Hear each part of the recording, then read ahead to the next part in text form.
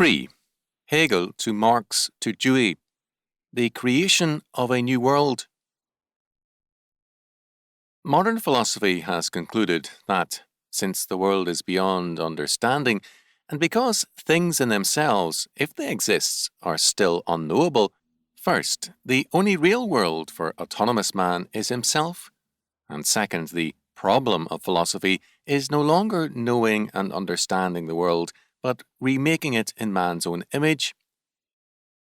Auguste Comte, 1798 to 1857, captured the spirit of modern philosophy in his formulation of positivism. For him, the history of thought had three different theoretical conditions. First, the theological or fictitious era, during which men were governed by a belief in ultimate meaning that was thought to be discovered in religion. Second came the metaphysical or abstract condition, in which men still sought for meaning, although they did so rationally rather than religiously. In the third, the scientific or positive phase, men abandoned the quest for absolute knowledge and meaning. Instead of seeking first and final causes and definitive truth, men now renounce all such efforts for a purely technological and utilitarian approach. Method becomes the main concern. Comte still believed in natural laws, so that he had not entirely cut his ties with truth in knowledge, but he clearly set forth an essentially methodological approach to knowledge. Not meaning, but scientific workability became paramount. The foundation for this approach was established by Georg Wilhelm Friedrich Hegel, 1770 to 1831. In Hegel, we have the facade of traditionalism.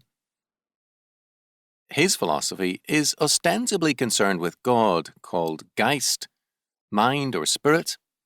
This spirit, however, is not beyond history, but is history, man's history.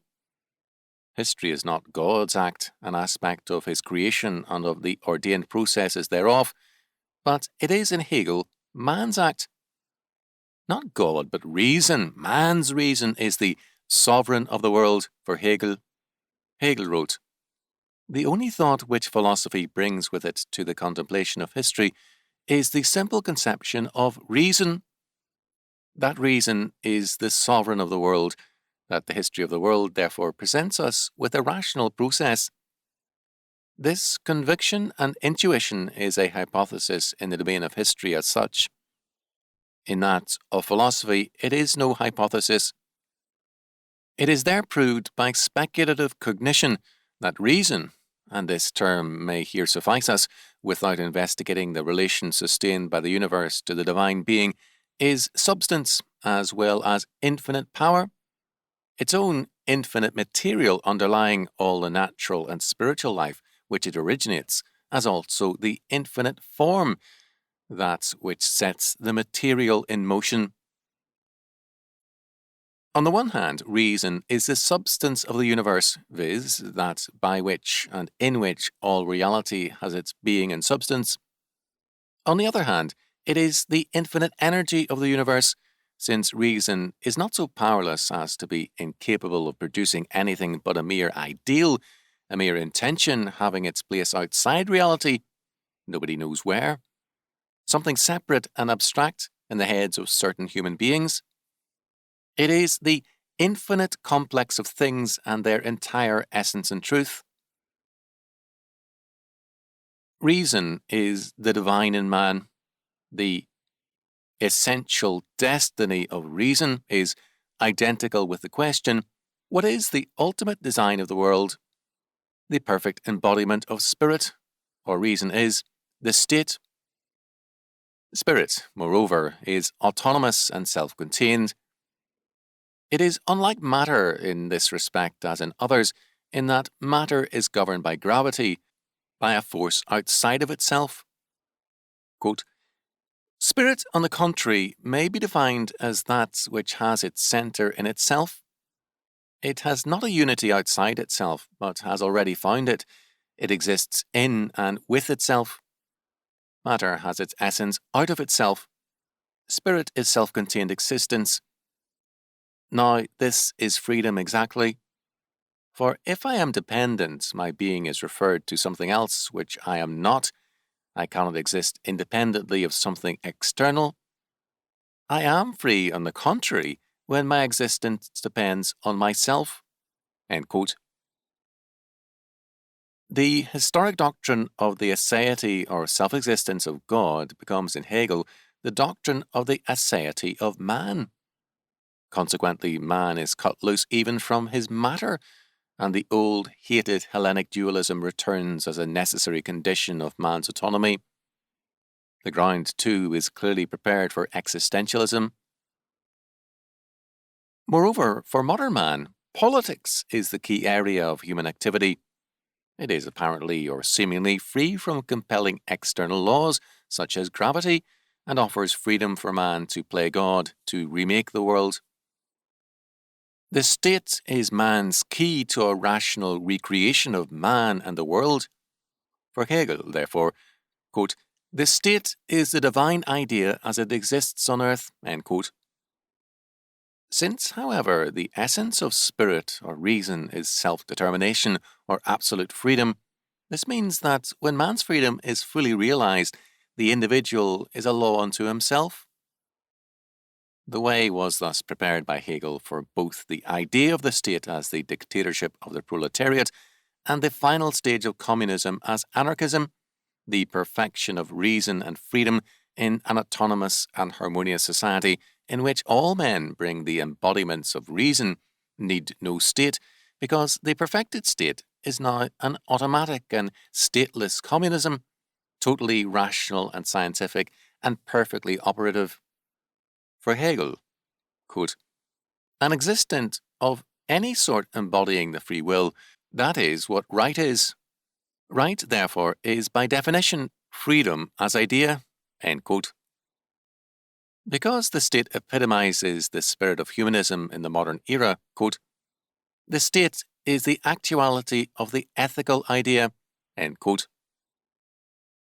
With such an idea of freedom, it is not surprising that in the 19th and 20th centuries, both nationalism, the free self-determination of national states, and radical individualism and anarchism, the free self-determination of autonomous man, flourished. History was now God, and the key to power was self-determination, the command of history by men and nations. For modern college students, the one ethical idea is very commonly this Hegelian doctrine of freedom. Karl Marx, 1818 to 1883, was Hegelian to the core. His work was the application of Hegelianism to the economic scene. For Marx, Geist was now identified with material processes, with dialectical materialism, but it was still reason. Marx's economics is a radical environmentalism in its implications and in its historical impact, but Marx still saw reason as that aspect of the materialistic process which determined history. The third of his theses on Feuerbach declared, quote, the materialist doctrine that men are products of circumstances and upbringing, and that therefore changed men are products of other circumstances and upbringing, forgets that it is men that change circumstances, and that the educator himself needs educating. Hence, this doctrine necessarily arrives at dividing the society into two parts, of which one is superior to society. In Robert Owen, for example, the coincidence of the changing of circumstances and of human activity can be conceived and rationally understood only as revolutionizing practice. End quote. Why this contradiction? The reason for it lies in the fact that the biblical doctrine of sin and responsibility is denied. Man is not under God. In the world of modern philosophy, man is only responsible to himself. Man, then, as autonomous, will not confess to sin. Where, then, does the responsibility for this condition lie? It is projected onto the environment, to capitalism, parents, educators, church and community. Guilt is thus passed on, but so is responsibility, and environmentalism prevails. Man, by seeking absolute freedom, ends up a conditioned product of his environment. Marx, a radical environmentalist, refused to see the plight in which he left man. He insisted on both economic determinism and Hegelian freedom. The goal of the new man, the new philosophy, was the control of history to remake man. Theses 10 and 11 of his Theses on Feuerbach make this emphatic. 10. The standpoint of the old materialism is civil society. The standpoint of the new is human society or socialized humanity. 11. The philosophers have only interpreted the world in various ways. The point, however, is to change it. End quote. The goal of this change is the absolute freedom of man. In the German ideology, Marx held that in post-revolutionary society, when man is finally beyond alienation, he will be able to be all things, a scholar, shepherd, critic, or whatever he chooses. When this station is reached, man will have remade the world and himself. He will then be free to be whatever his reason chooses to be. For Marx, the revolutionist must declare, I am nothing, but I must be everything. Man must remake himself by destroying the past, the history which man as God did not create self-consciously. This means that there is nothing higher in man than man, nothing beyond man, and no law other than the will of man. The French Revolution must be carried to its logical conclusion. A new time must begin, signifying a new history and a new man. Man must be emancipated in order to become a man in this radical sense and in order to become free. As Marx declared, quote, the only practically possible liberation of Germany is liberation from the point of view of the theory which proclaims man to be the highest essence of man. In Germany, emancipation from the Middle Ages is possible only as emancipation from the partial victories over the Middle Ages as well. In Germany, no kind of bondage can be shattered without every kind of bondage being shattered. The fundamental Germany cannot revolutionize without revolutionizing from the foundation. The emancipation of the German is the emancipation of man. The head of this emancipation is philosophy. Its heart is the proletariat. Philosophy cannot be made a reality without the abolition of the proletariat. The proletariat cannot be abolished without philosophy being made a reality. When all inner requisites are fulfilled, the day of German resurrection will be proclaimed by the crowing of the cock of Gaul. End quote. In 1800, in Fragments of a System, Hegel had held that man's triumph would mean the triumph of the idea of infinite life united with men. Quote, this self-elevation of man, not from the finite to the infinite, for these terms are only products of mere reflection, and as such their separation is absolute, but from finite life to infinite life is religion. End quote. Walt Whitman expressed this Hegelian principle thus, I believe in you, my soul. In Roaming in Thought, after reading Hegel, Whitman wrote in 1881, roaming in thought over the universe, I saw the little that is good steadily hastening towards immortality, and the vast all that is called evil I saw hastening to merge itself and become lost and dead. Whitman also reflected the post-Kantian emphasis on existential experience in Of the Terrible Doubt of Appearances, 1860. The epistemological question, Whitman declared, is meaningless in the face of existential experience.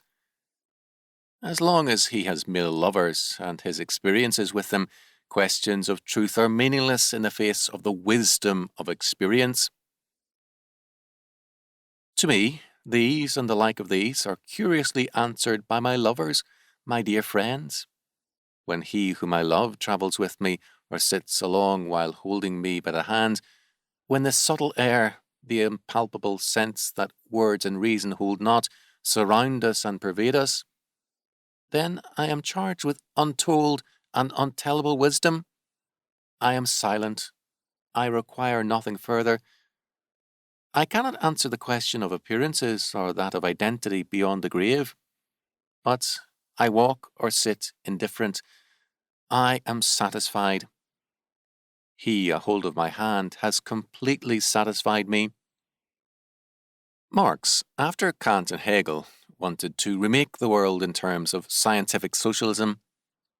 Walt Whitman, in terms of Kant and Hegel, wanted to remake it into a homosexual socialism.